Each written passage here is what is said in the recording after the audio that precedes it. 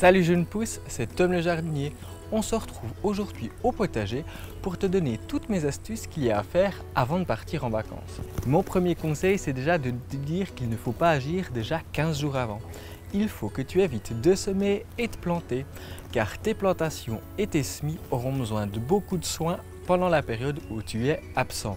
Donc évite d'agir à ce moment-là, soit tu y anticipes un petit peu plus, soit ça sera des tâches pour le retour de tes vacances. La deuxième chose à faire, c'est de biner et de désherber en même temps. En faisant ça, tu permets de casser la croûte de la terre et de permettre à l'eau d'aller plus en profondeur et les racines iront la chercher.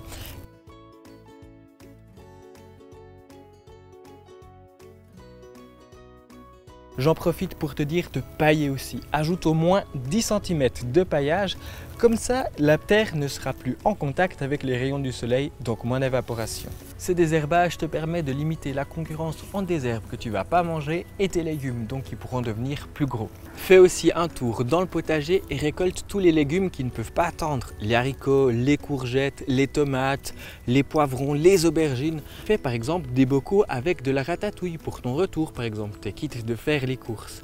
Mais tu peux aussi demander à ton voisin, pourquoi pas de venir les récolter contre quelques arrosages. N'oublie pas aussi par exemple de conserver tes herbes aromatiques. J'ai fait une vidéo à ce sujet, elle s'affiche juste en dessus. Les céleris et les betteraves par exemple attendront volontiers dans ton frigo ou même à la cave dans un endroit assez frais ton retour. Ils seront encore bons s'ils sont déjà prêts à récolter.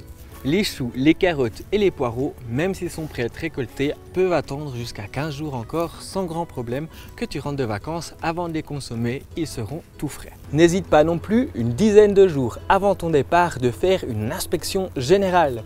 Ça te permettra d'enlever toutes les feuilles qui sont malades ou voir les parasites avant de pouvoir t'en occuper. Tu peux faire des traitements naturels que tu répéteras déjà jusqu'à 3 fois avant ton départ. Une fois le jour même, une fois après 5 jours et une fois la veille avant ton départ. Ici, hop, je vais enlever toutes les feuilles qui sont malades. Et les feuilles n'iront pas au compost, elles iront un peu plus loin en forêt pour éviter que je ramène les maladies dans le jardin l'année prochaine. Voilà, il ne me reste plus qu'à te souhaiter de bonnes vacances. On se retrouve bientôt pour une prochaine vidéo. D'ici là, bon jardinage. Ciao jeune pousse!